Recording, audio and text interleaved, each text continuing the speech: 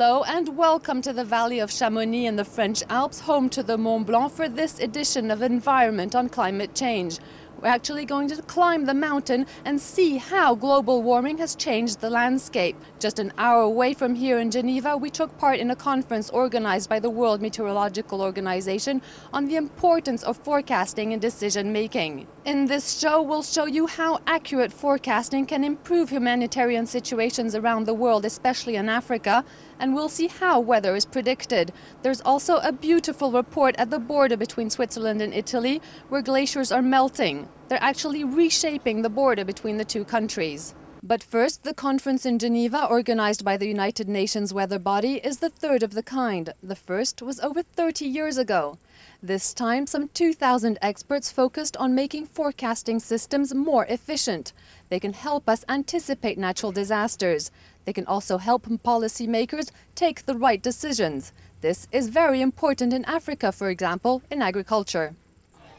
Corn used to grow here in the northeast of Uganda all year round. But over the past 10 years, droughts have regularly dried up the plants.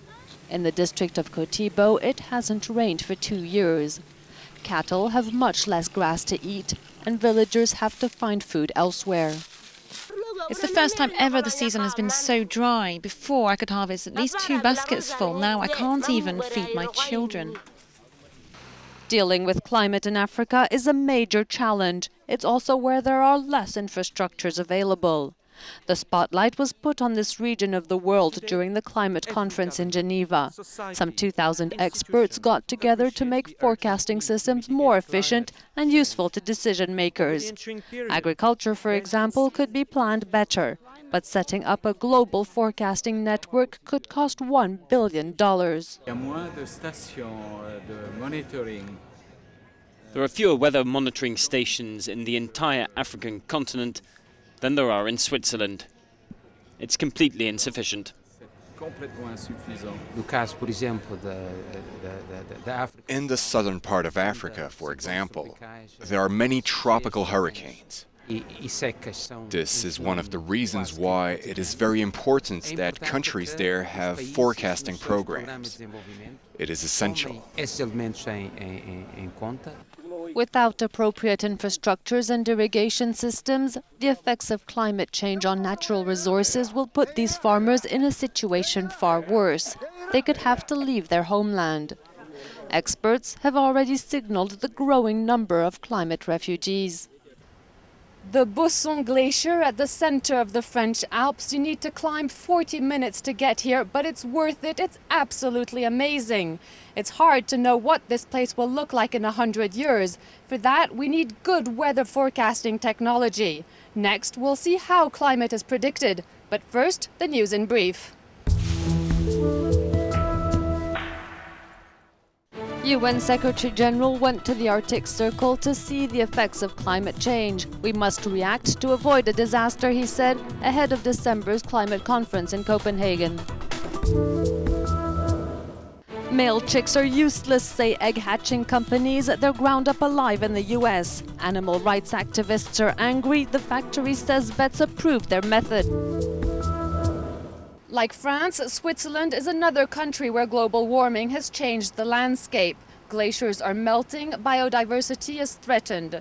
Switzerland is equipped with high-tech instruments to forecast climate change. We went to a Swiss meteorological station to see how it works. Far from good old maps and thermometers, it's mostly on the phone and in front of their computer that forecasters spend their time. Here in Switzerland, like in most developed countries, everything is computerized. Pierre Riquer heads up this department. He's the one that interprets the results. On these charts, you can see the atmospheric pressures. We see how the various humid areas move. And right here in color, there are parameters that tell us what the temperatures are. We can see where the warm air is, where the cool air is, and so we follow the weather fronts and we can tell where it will rain. Wind, rain, air pressure, all that makes up the weather forecast. But the weather's only so predictable and forecasts beyond 6 days are essentially useless. If we want to predict weather for 1 extra day, our measurements have to be 10 times more precise. For 2 extra days, they have to be 100 times more precise. Thanks to these increasingly precise instruments, we'll be able to forecast the impact of global warming. But even if we can predict long-term consequences, it's impossible to see what the weather will be like in just 6 months or 20 years. We're here at the foot of the glacier, a glacier in constant movement, reducing year after year. 25 years ago, there was ice here. I'm joined by Christian. He's a guide and knows the mountain well. He's seen the effects of climate change. They're actually visible on the rocks. The glacier was here in 1982. At that time, the guides used to climb the ice from here. But now it has melted. It's shrunk 750 meters because of global warming.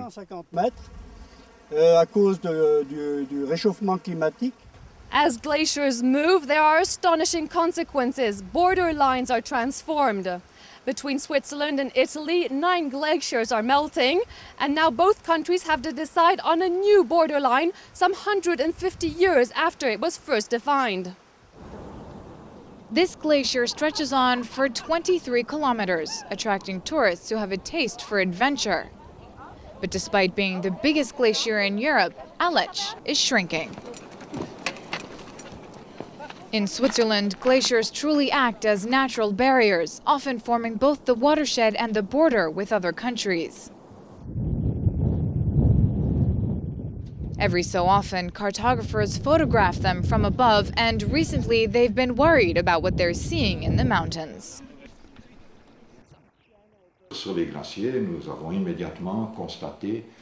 When we looked at the photos of the glaciers from 2006, we immediately saw that today's actual watershed doesn't look anything at all like the one we have on our maps.